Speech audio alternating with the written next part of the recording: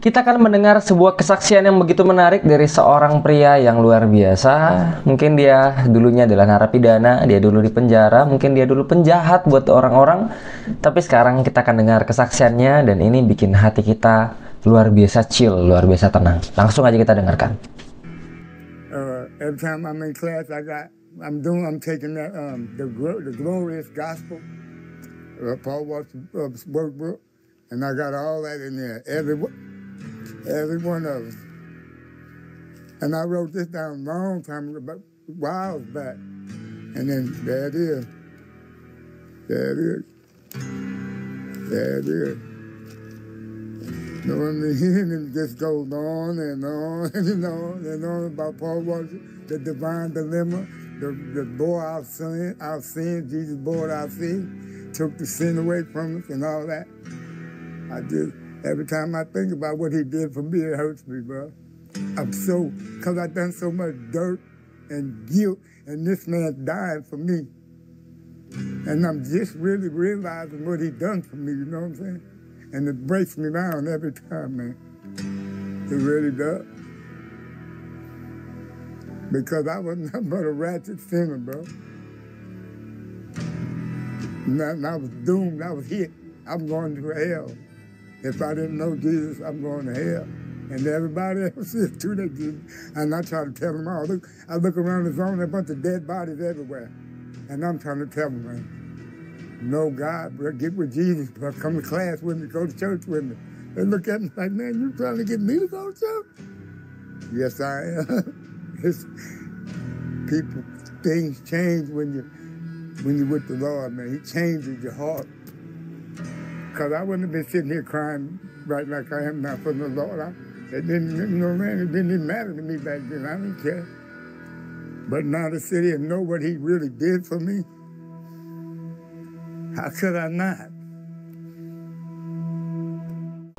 Tidak ada kain yang terlalu kotor yang Tuhan tidak bisa bersihkan.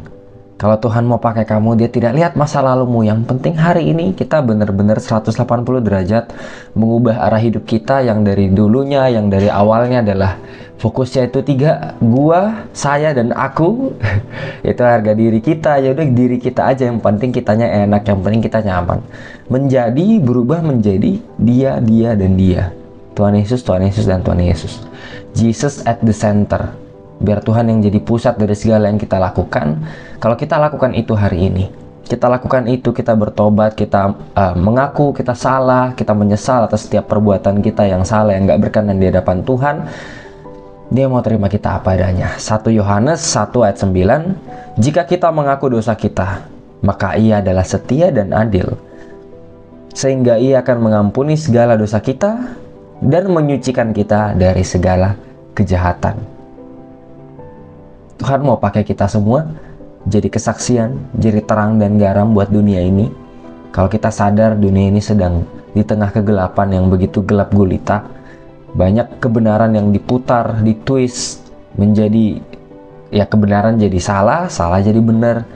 Ini sesuai juga dengan yang ada di firman di 2 Timotius 3 ayat, aku bacain aja. Ketahuilah pada hari-hari terakhir akan datang masa yang sukar. Manusia akan mencintai dirinya sendiri dan menjadi hamba uang. Mereka akan membual dan menyombongkan diri, mereka akan menjadi penfitnah, mereka akan berontak terhadap orang tua dan tidak tahu terima kasih. Tidak pedulikan agama, tidak tahu mengasihi, tidak mau berdamai, suka menjelekkan orang, tidak dapat mengekang diri, garang, tidak suka yang baik, suka mengkhianat, tidak berpikir panjang, berlagak tahu, lebih menuruti hawa nafsu daripada menuruti Allah. Secara lahiriah, mereka menjalankan ibadah mereka, tetapi pada hakikatnya mereka memungkiri kekuatannya. Jauhilah mereka itu. Ini firman loh yang bilang, hari-hari terakhir itu kapan? Kita udah lihat hari-hari ini tuh hari-hari terakhir.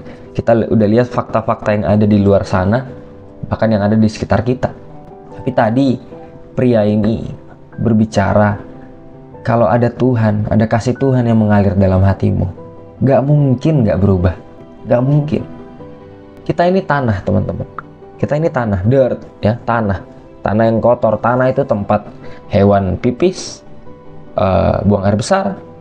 Mungkin manusia sering meludah di tanah. Tanah itu tempat untuk diinjak. Itu tanah, itu kita. Tapi tanah, kalau kamu kasih benih, kasih bibit, kasih kehidupan, dia akan tumbuh. Tumbuh bunga, tumbuh-tumbuhan, pohon, dan pohon itu akan menghasilkan buah. Kita tanah. Tapi kalau kita dikasih kehidupan, yaitu firman Allah, kita masukin firman Allah, artinya kita baca, kita renungkan, kita lakukan, akan tumbuh buah-buah kehidupan. Kita akan bisa jadi terang dan garam. Bukan karena kita hebat, tapi firman Allah itu loh yang luar biasa. Itu aja untuk video kali ini. Semoga ini memberkatimu. God bless you.